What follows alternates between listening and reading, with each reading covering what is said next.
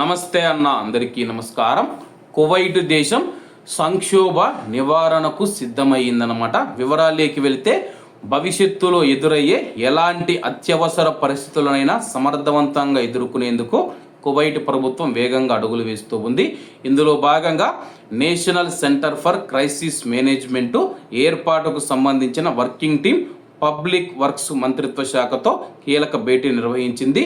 Kuwait దేశంలోని రోడ్లు, drainage వంటి కీలక మౌలిక సదుపాయాలు ఏవైనా విపత్తులు సంభవించినప్పుడు తట్టుకునేలా సిద్ధం చేయడం పైన చర్చించారు.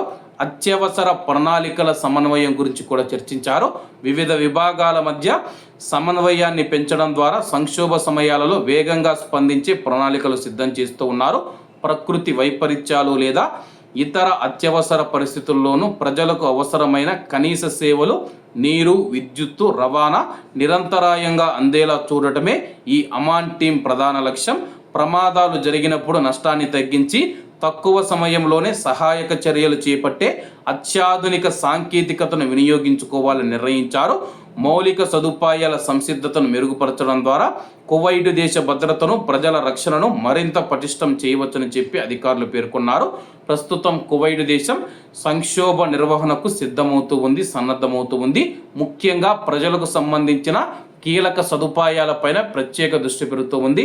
నీరు కావచ్చు, విద్యుత్ కావచ్చు, వాళ్ళకు సంబంధించిన రవాణా కావచ్చు, ఆహారం గురించి కావచ్చు. రాబోయే రోజుల్లో భవిష్యత్తును దృష్టిలో ఉంచుకొని ఇప్పటి నుంచే ఒక టీంను ఏర్పాటు చేసి, ఒక కమిటీని ఏర్పాటు చేసి కువైట్ అత్యవసరంగా ముందుకు వెళుతూ ఉంది. కాబట్టి అందరూ బాగుండాలి, అందులో మనం ఉండాలి. అందరికీ నమస్తే అన్న, జై హింద్.